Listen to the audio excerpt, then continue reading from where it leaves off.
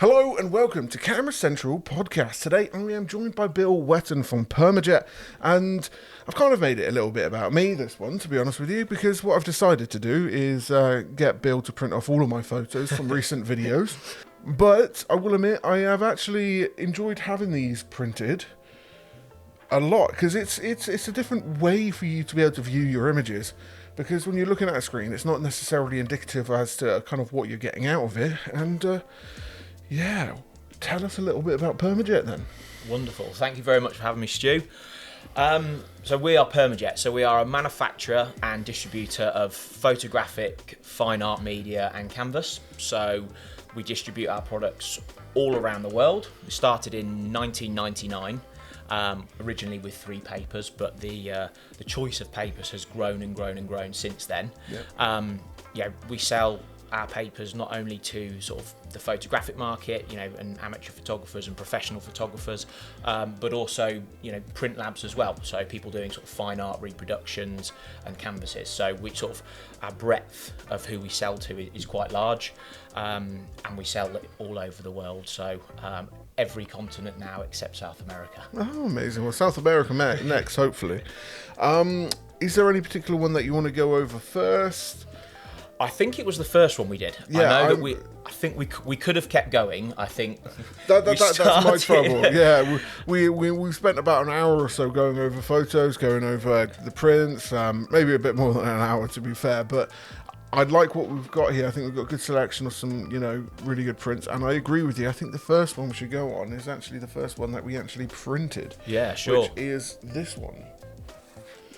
So this is on the Canon 10 to 20mm f4 RF lens, shot on the R5, and it's a little bit of a pretty shot, but I will admit, and what we were talking about is, once you print out photos, you realise there are so much more details that you've missed in the actual shot. Yeah. And if you want to say something on that. Yeah, I mean, certainly, I think the reason I like this, I like black and white photography, but I think the reason I liked and picked this print out was because of your reaction when you first saw it. So that's what we always strive for, and we always try to get across to people is, as you've said, when you print an image, you will see it completely differently to as you saw it on a screen. So your initial reaction was, oh wow, okay, and I hope you don't mind me saying, you ran downstairs because you wanted to show everyone. I think, I'd love all of these photos, but this one in particular is because architecture, I do enjoy doing architectural stuff. I don't necessarily do it that often. But what I was hoping to get out of this image is exactly what's come across on this page. And it's just incredible, the amount of detail that's there. And you've got like an almost kind of like flaky kind of glitter-ish kind of thing, but it's not glitter. Do you get what I mean? Yeah, like the certainly. texture. I think the thing that really stood out for me was the brickwork. Yeah. So I think on screen, on a sort of a 13-inch laptop that we're both working on, you don't see that as much. As soon as you brought the image to life and made it a little bit larger and printed it out, you see a lot more detail. Yeah. This particular paper, so this is a Baryta rag. The rag being that it's 100% cotton. Mm-hmm. The Baryta element being that it's a Baryta paper. Yeah. So a Baryta paper is papers that have what they call a barium sulfate layer in. Yeah. I won't bore you with the technical reasons of what that does, but essentially fancy. Potentially these papers are designed to try and emulate the darkroom papers. Yeah. So the darkroom papers, they have a sort of a stiffness and a stippledness to them. Yeah. And those are papers, those papers are designed to emulate that. That is actually one of my favourite papers, and I think once I'd printed that, when I was sort of selecting different papers to choose from, I sort of went down more of what you call a sort of lustery, as you say, it is a semi-glossy sort of lustery finish. I went more along that route rather than the sort of matte route, but I think we did other images as well that we really liked on sort of matte papers. Really like that paper. I can see myself actually using that in the future. But another one that I thought was actually really interesting, and they were all really fascinating from different perspectives, you picked a really good selection here, is this one right here. And I think it's a great way to actually show off detailed orientated photos. So when you've got more architectural or more landscape kind of like those fine details. And what paper is this one? So that is titanium luster.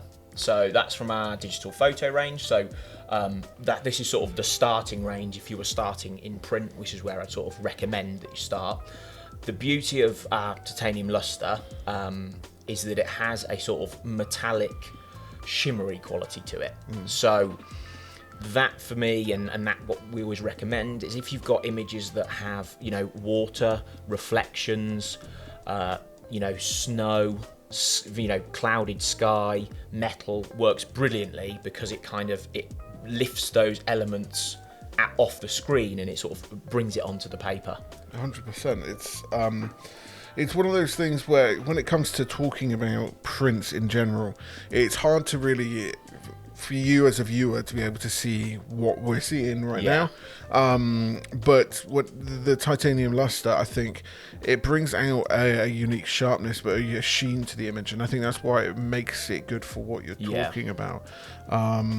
Really, this is one of my favorite papers. That's awesome, and I really like that. But you did that one particularly because you knew that I was going to like it. I did, yes. Yeah, so I like this one as well, actually. Yeah, so this again is a Baryta paper.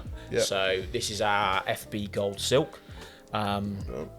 So again, that's from our Baryta range of papers. Again, it has that same barium sulfite layer. It has that sort of stiff, stippled effect.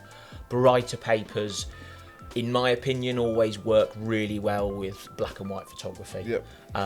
They tend to have a very high Dmax. Dmax is something that means it's how black can the black be, essentially. Baryta papers work really well with that, and it kind of being a silk and a kind of a smooth silk finish. Yeah. I could tell that you were more keen on that, and so it's beautiful. not quite gloss. It's not glossy. Yeah. More of a silk. What you call a semi-gloss is really the overarching name that you give those sort of papers. Yeah, amazing.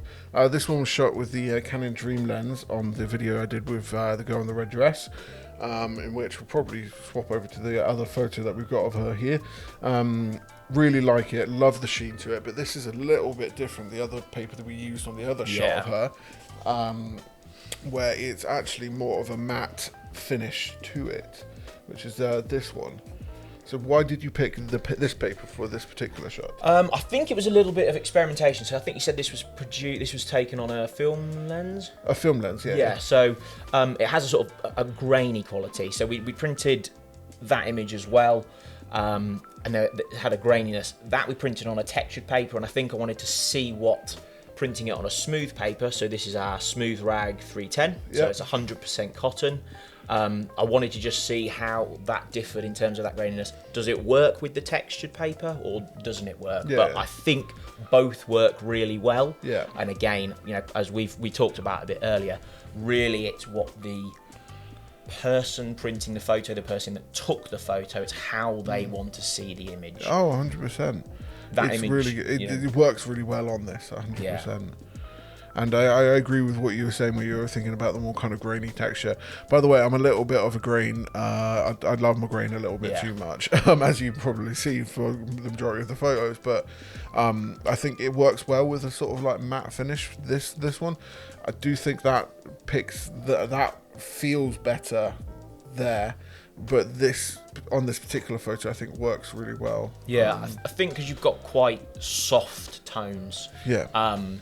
I think because you've got softer tones, that for me always send a more sort of pastel-y tones. That normally tends to lend itself better to matte papers. Yeah. People might disagree. People might have the same opinion, but that's what I prefer. And this is what you're going on about this photo. This is of Ninja. It's a Dream lens as well. So Ninja is a Cardiff resident that people know quite well. Lovely character, and this is on the rougher stock. Yeah, so this is museum heritage. So this is one of our best-selling fine art papers. So we have a new range of fine art papers. The heritage range, the name comes from museum heritage. So again, this is a 310, but it has a very slight texture to it. It's nice to see the graininess of the photo and the texture and seeing how that works together. What I sometimes think when you print images with quite a lot of detail, or in this case the sort of the grainy sort of effect that you have, if you printed this a bit smaller, the texture of the paper might take over ever so slightly, which is why I printed it a little bit larger. Which is what I think I would say from like looking at textured paper that we've printed on today is I can see it getting to the point. So you put this on textured paper, was it? Yeah, very light, very light textures. But we accidentally actually printed a black and white version of it as well, and you could feel the texture taking over the image more. So I felt like this actually works really well on colour. Yeah. But yeah, for film photos, I think these, like one of these two, I think work really well. What were the names again? It was the... So that was the Museum Heritage. Yep. And that was our smooth rag. This is all fascinating. I'm kind of excited about all of this. I think you need to get yourself a printer. I think I think that's it. I'm gonna have to convince Terry to get me a printer. That's what it is. And was that there in the photo originally? I think it was, yeah. Oh, good. Yeah, that's Canon's beta lens. Cool. Let's actually talk about this one, since we're talking about sort of like more textured paper. So this is a little bit textured, but I think it works well with the shot. Again, this is the 10 to 20 millimeter. But so the 10 to 20 millimeter, it's got a reflection with the shot really well. Why did you pick this one for this photo? Photo Art Silk. So it has a sort of slight sheen to it. Mm-hmm. It's quite a warm paper, and I think because it's quite a warm image. Yeah. So what I always tend to look at, and when we're talking to people about papers, trying to match the white point of the paper to the texture, sort of what the warmth of the image. Yeah. When I say that, some of the papers have a slightly higher white point, aka they're whiter, some are a little bit creamier. So, if you were printing a snowy, cold shot, I wouldn't print that on a particularly warm paper, and the same for vice versa. And I would say what I like about this particular paper is they've all got roughly around the same amount of saturation on and everything like that, but the vibrancy of this particular stock I feel like it's actually worked really well with the photo. I think the other thing for me, which is with Photo Art Silk, it works really well with where you've got colour gradations, colour grades. That also is helped by the printer. So a printer that has more colours will be able to produce a sort of smoother colour gradient. Yeah. A printer with less might struggle a little bit more. Mm-hmm. But Photo Art Silk, one of my favourite papers for a personal reason, because it does really well with soft sheen, anything that's sort of slow shutter. Yeah. So it works really well where there's sort of that smooth gradation of colour. Nice.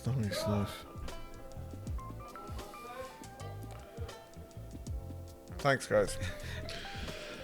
Cool. Which one do you want to go over first? You actually said you liked this one quite a bit, this photo. Yeah. Cool. So why did you pick this stock for this one? So FE Pearl, again, I really, really like this paper. So I think there's a couple of reasons I picked this. It works really well for me for black and white photos, as do sort of all Barita papers, but it produces detail really well. I was sort of looking at the smaller detail, and I knew we were printing it a little bit smaller. Yeah. So thinking about the detail in the people's faces, it's important to capture that detail. Yeah. It's a slightly warmer paper. But it's a slightly warmer image. It's not a sort of cool black and white like we have here. It's a slightly warmer image, so it lends itself to a slightly warmer paper. And I think it works really well. This is actually shot on a 2 to 500 millimeter lens at f2.8, which is the big Sigma. Yeah, I think you were showing me earlier. But it does look really good, and really like that one actually. Which one? We haven't talked about this one, and that was another one. So let's move on to this one then, shall we? So this is another one taken on the Canon video the other day. This is, however, taken with an 11 to 24 millimeter f4, which is their previous iteration of the lens. Yeah. But why did you pick what print this? So this is Distinction. So it's Distinction 320. Again, brilliant for black and white. It's a Barita paper, and I know we're probably covering a little bit of the same theme, but it's a very, very high white point for a paper. Yeah. And I think there was, there's quite a lot of white in here, and there was probably less deep blacks. Yeah. So I think that's really helped by a whiter paper. Yeah, nice. So why would somebody choose this paper over another paper for, like, architectural shots? So is it just because of like the white points, is it? Yeah, I think so. I mean, going to that point, it's a question we get asked a lot. It's a question we get asked at our shows, via email, on the phone, is people say, I've got this image. Yeah. What paper should I print it on? Yeah. Or I do loads of landscape photography. What paper should I print it on? Yeah. That's such an open-ended question. Yeah. So there's a lot of factors that include, what printer do you have? Yeah. Some of the smaller printers might not be able to take, like our sort of 310 sort of heritage range papers, or the sort of slightly thicker variety papers, and might only work well for our sort of, the digital photo range. What's your budget? Yeah. Are you looking to, have you just started in photography? In which case, don't go and buy the fine art papers. Start with the photographic papers, and learn how to print, learn how your printer works before you start to build up. 100%. I think that's something to actually mention here as well, is because like some of these papers, like the titanium, I'm going to guess, and the heritage papers probably end up costing a lot more. So actually printing on like the starter papers is actually good. Yeah, I mean the titanium paper is in our digital photo range. So that is a sort of, what was that, an alpha cellulose paper. Okay. It's classed as a real photographic paper. Yeah. The heritage range is that real top end. Yeah. So I know we've talked a bit about sort of alpha cellulose, which is effectively tree pulp. Yeah. Our heritage range is 100% cotton. Okay. So that's what's classed as a fine art paper. Yeah. That's not to say that you shouldn't do photographic work. We have done photographic work today on the heritage range, but it would be, going back to our original point, if you're learning to print, paper and ink, we know how much ink can be, it's very common.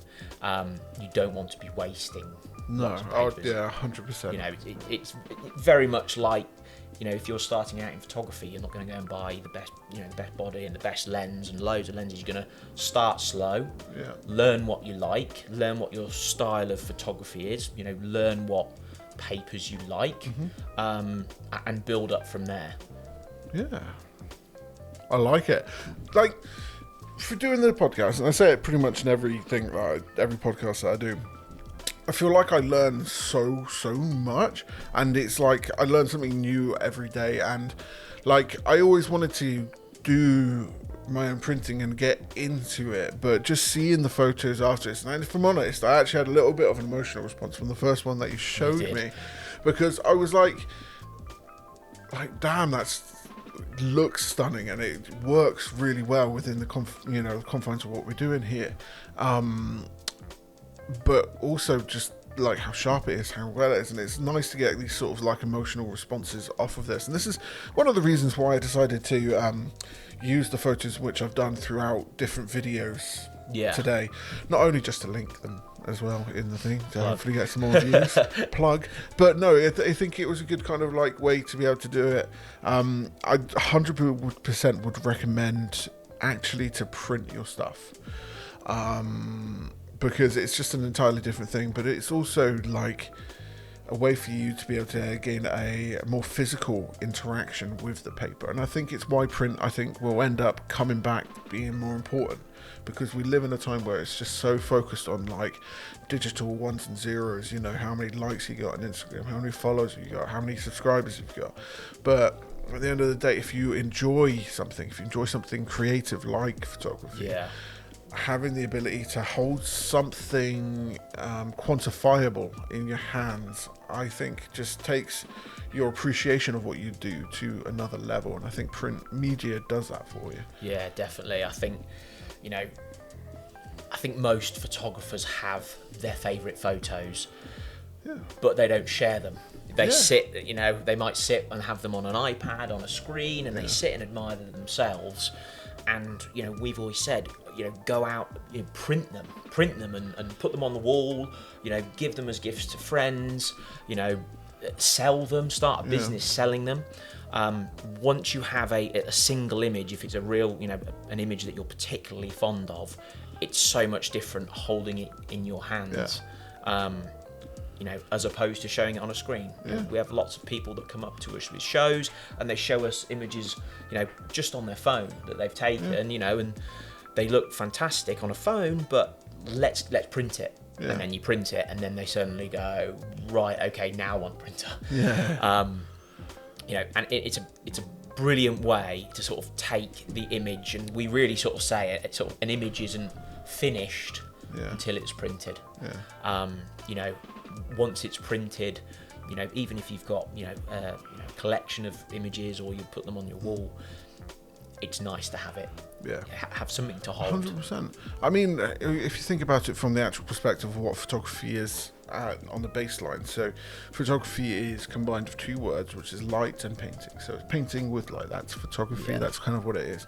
And when you're thinking about kind of like taking a photo, realistically, this is the end goal of what you're doing. You've got your brush, you've got your end goal, which is the final piece. And I think when it comes to photography in particular, this is always the best way to kind of view the final piece of what you're doing, because we can all look at the Mona Lisa on our iPhone. There's plenty of photos of the Mona Lisa, but to appreciate it, there's nothing like being in person and seeing it. And I think, you know, if you think about the old film days, you know, photographers didn't go out, take lots of pictures, roll up the film and put it away. No.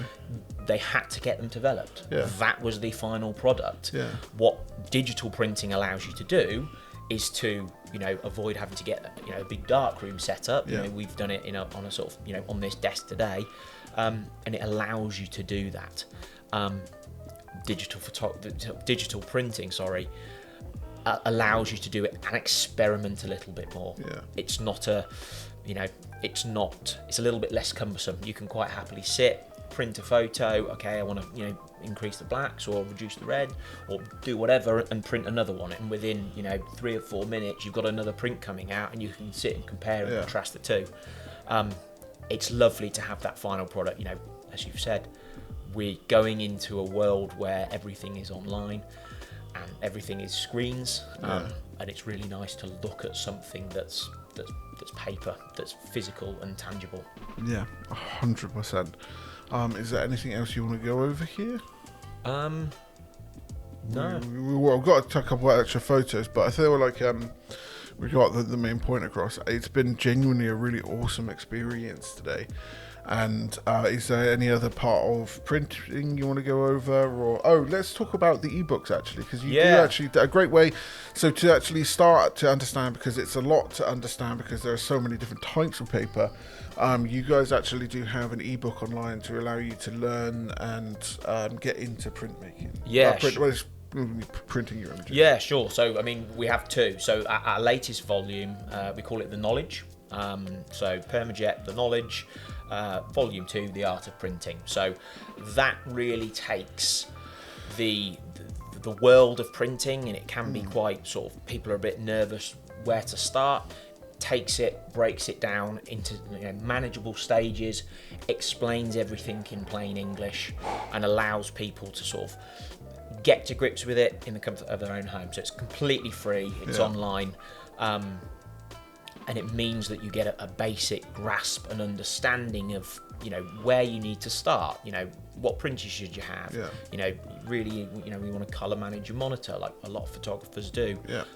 Talking about ICC profiles, different papers, you know, preparing an image for print, and ultimately selecting a paper which you're going to finally print it on. Nice.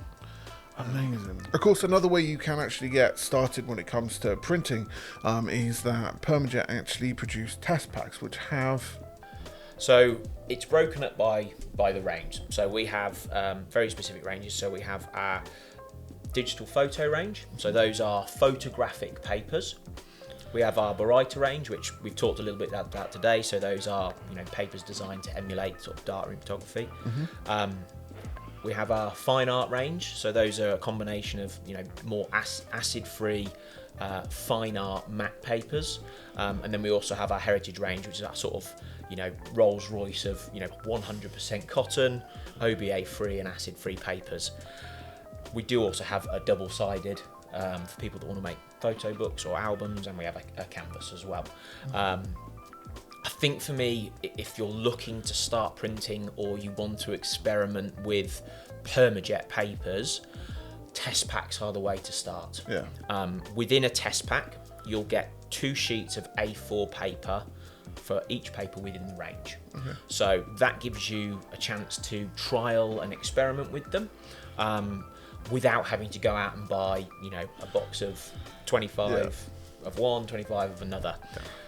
We always say to people, and it is very difficult because there are so many papers, that's a brilliant way to sort of touch and feel and see each paper, see how it prints.